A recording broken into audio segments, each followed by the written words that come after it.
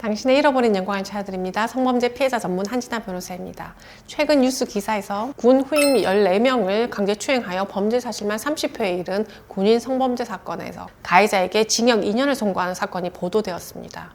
이렇게 많은 피해자가 있고 피해가 수차례 반복되었는데 오랜 시간 가해자의 범행이 지속되었다는 점이 너무 안타까운데요. 아마 그것은 군대 조직 문화의 특수성에 기인한다고 볼 수 있을 것입니다. 상명하복의 위기질서와 폐쇄적인 계급 문화 속에서 사건이 수면 위로 떠오르기까지 상당한 시간이 걸렸을 텐데요. 특히 1회의 피해만으로 신고를 하는 경우는 드물고 피해가 반복되면서 도저히 참을 수 없는 지경이 되어 문제를 삼는 경우가 많습니다. 그런데 피해자들께서 군 내부의 피해 상황을 알리고 분리 조치를 요청하기까지 폐쇄적인 군대 문화에서 쉽지 않은 일이고 주위의 시선도 상당히 부담스러운 일이다 보니 그 과정에서 있게 되는 2차 피해 및 후유증을 겪는 경우가 많습니다. 특히 피해자께서 폐쇄된 군대에서 혼자서 상황을 감내하다 보니 정신적 고통이 극심해져 정신과 치료를 받게 되는 경우도 많습니다. 군인 성범죄가 다른 성범죄와 또 크게 다른 점은 군형법이 적용되어 가해자에게 가중처벌이 된다는 점인데요. 이는 군인 성범죄가 군 조직이라는 공동체의 사기와 단결력을 저해하고 기강을 흔드는 중환범죄로 보기 때문입니다.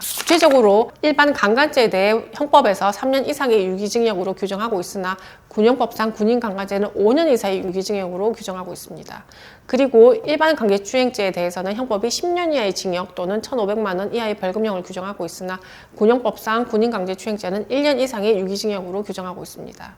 이처럼 벌금형이 없다는 것은 검사가 기소를 할 때 구약식이 불가능하여 기소유예를 받지 않는 이상 최소한 집행유예 이상의 형을 선고받을 가능성이 높다는 것이 매우 중요합니다. 이처럼 중형을 받게 되면 징계 절차에서 군인 신분도 박탈될 수 있습니다.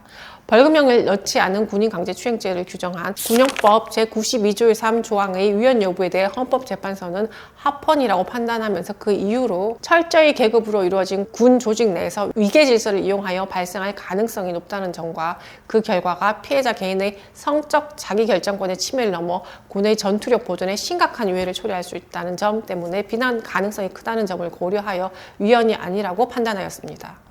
만일 피해가 발생하였다면 서둘러 군 내부의 피해 상황을 알려 가해자와 분리 조치를 요청하는 것이 중요합니다. 그래야 추가 범죄 및 2차 피해를 막을 수 있기 때문입니다. 그리고 형사고소도 하셔야 할 것인데 군인 성범죄의 경우 군 조직의 폐쇄성으로 사건이 은폐 축소될 수 있기 때문에 피해자 보호 차원에서 군 수사기관이나 군사법원이 사건을 진행하는 것이 아니라 민간 수사기관과 일반 법원에서 사건을 진행한다는 점을 참고하시기 바랍니다. 그리고 형사 절차와 별개로 군인 성범죄는 군 내부적으로 징계 절차를 진행합니다.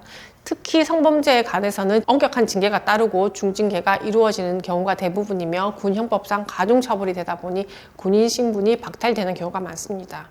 군인 성범죄로 인한 피해자들의 고통과 트라우마가 매우 극심합니다. 그런데 가해자들 중에는 장난이었다, 선임병들에게 당한 가혹행위를 대물림한 것이다, 군대 내부 관행이었다는 등 말도 안 되는 이유로 변명하여 반성하지 않은 가해자가 많습니다. 우리 피해자들께서는 전역을 하신 이후에도 여전히 밤마다 피해를 당했던 군대에서 벗어나지 못하는 경우가 많은데요. 저는 우리 피해자분들 홀로 외로운 일 가지 않도록 함께 하겠습니다. 다음 영상에서 또 뵙겠습니다.